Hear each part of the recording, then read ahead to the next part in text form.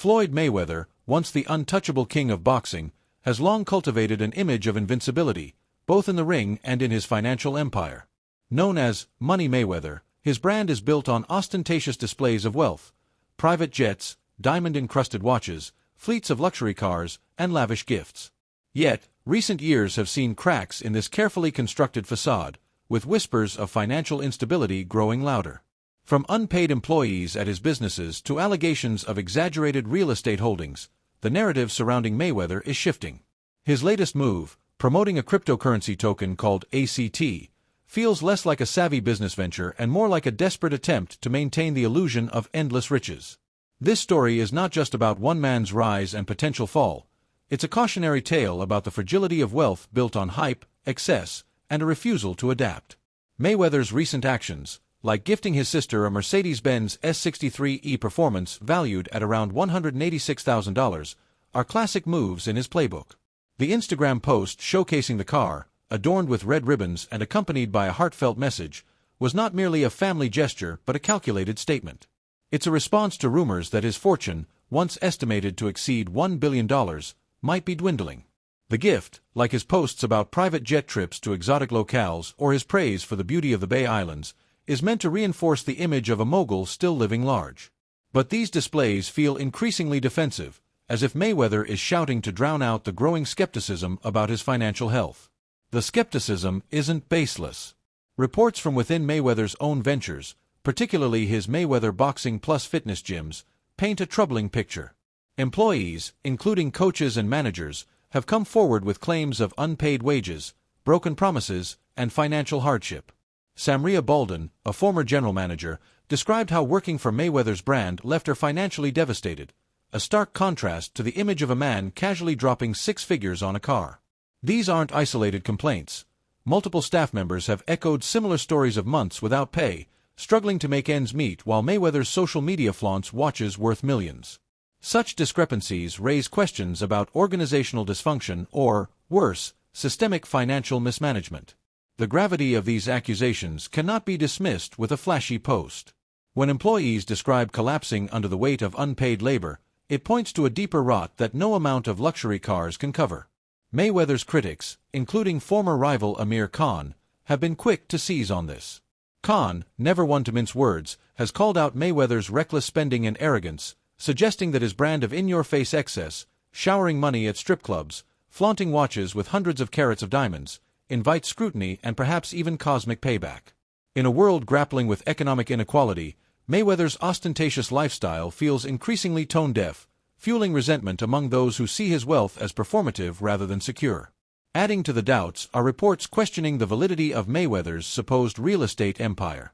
Business Insider recently investigated claims that he owns significant property in New York City, only to find no public records tying him to these investments.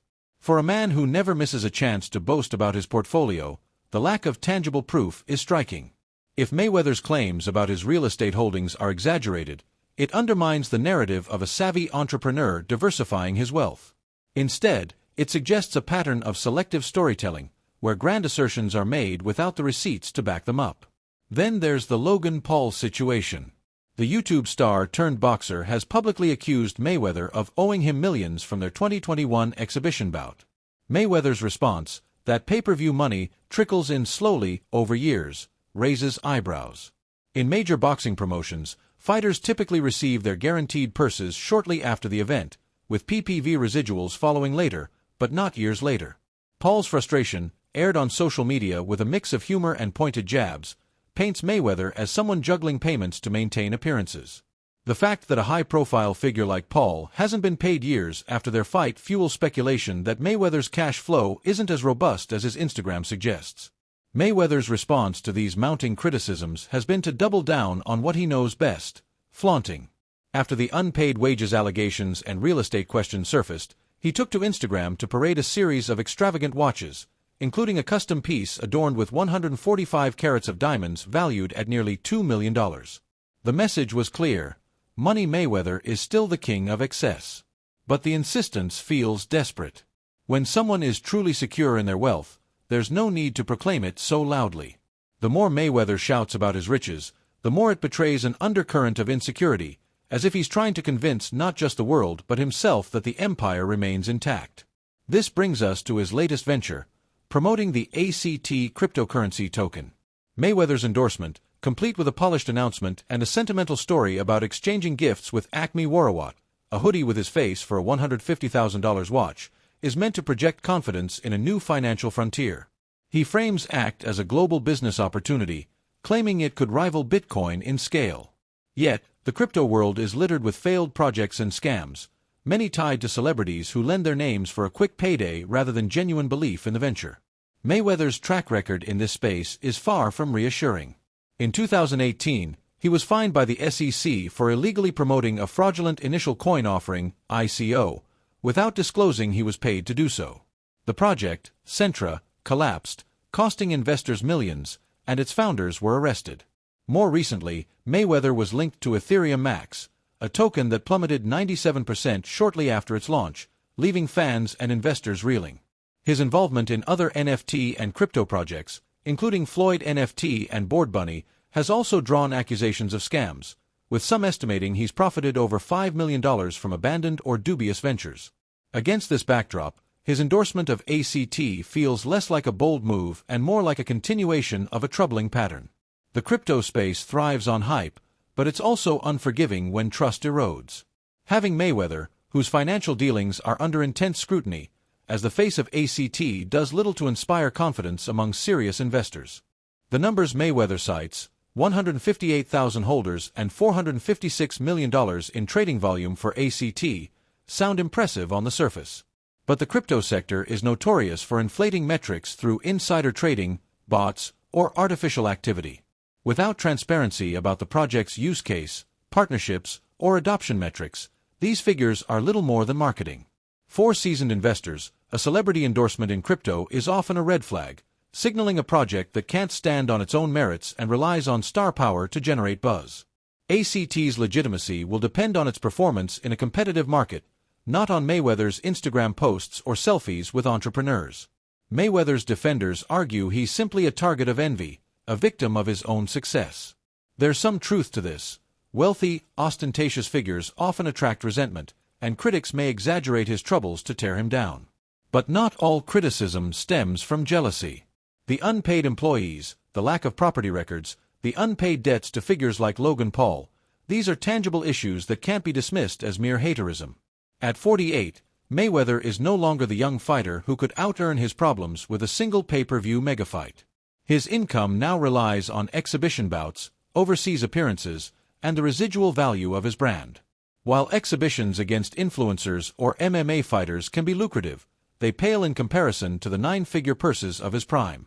His business ventures, like the Mayweather Boxing Plus fitness gyms, were meant to provide a steady post-boxing income. But the reported dysfunction, unpaid staff, mismanagement, suggests these ventures are struggling. Even his forays into real estate, once touted as a cornerstone of his wealth, are now clouded by doubt. If these pillars of his financial empire are shaky, maintaining his extravagant lifestyle becomes a high-wire act. The private jets, the $1.8 million watches, the six-figure car gifts, all require a constant influx of cash that may not be as reliable as it once was. Mayweather's tipping incident at Selfridges in London further illustrates the disconnect between his public image and reality. During a lavish shopping spree, he reportedly handed a £2,000 tip to security guards, a generous gesture meant to reinforce his magnanimous persona. But the guards never received the money. Store management redirected it to charity, leaving the workers feeling cheated. While Mayweather likely had no control over the store's decision, the incident underscores a recurring theme. His acts of generosity often don't land as intended, casting a shadow over his carefully curated image. Then there's the NFT and metaverse venture, Mail Over, announced with 5,000 NFTs promising various rewards. Given Mayweather's history with crypto scams, the project has been met with skepticism. His past projects in this space have left a trail of disappointed investors and abandoned promises, making it hard to take his latest digital venture seriously. For a man supposedly worth hundreds of millions, the time and energy spent on these ventures, exhibitions, crypto promotions, NFT launches, feels beneath someone truly secure. It suggests a hustle to generate cash flow, a pivot from prizefighter to promoter trying to stretch his brand's value as far as it will go. In the boxing world, Mayweather's legacy as one of the greatest defensive fighters is secure. His 50-0 record, his technical brilliance, and his ability to dominate opponents are undeniable. But in the world of business and finance, his legacy is at risk of becoming a cautionary tale. The constant need to flaunt wealth, the questionable financial endorsements, the mounting allegations of unpaid debts, all point to a man struggling to maintain a facade that's increasingly difficult to sustain. His endorsement of ACT, like his diamond watches and private jet posts, feels like an attempt to drown out the whispers of trouble. But the louder he shouts, the more those whispers grow. Crypto, by its nature, attracts dreamers and schemers. Mayweather's involvement with ACT doesn't elevate the project, it casts doubt on its credibility. Serious investors look for utility, transparency, and real-world adoption, not celebrity hype. If ACT succeeds, it will be despite Mayweather's endorsement, not because of it. For now, his financial empire appears more fragile than he wants the world to believe. The man who once made over $1.1 billion in his career, who earned $300 million each for fights against Manny Pacquiao and Conor McGregor, is now defined not by what he made, but by what he's kept. And if the mounting evidence is any indication, that amount may be far less than the world has been led to believe. What makes Mayweather's story compelling is its universality. It's not just about a boxer who rose to unimaginable heights, it's about the human tendency to cling to an image, to double down on a narrative even as the ground shifts beneath. Mayweather's refusal to address his critics head-on, to pivot from excess to restraint, mirrors the struggles of anyone grappling with the gap between who they are and who they want to be seen as. His story is a reminder that wealth, like fame, is fleeting when built on appearances rather than substance. As the allegations pile up and the cracks widen, the question isn't whether Mayweather can keep shouting, he's proven he can. The question is whether anyone will still believe him.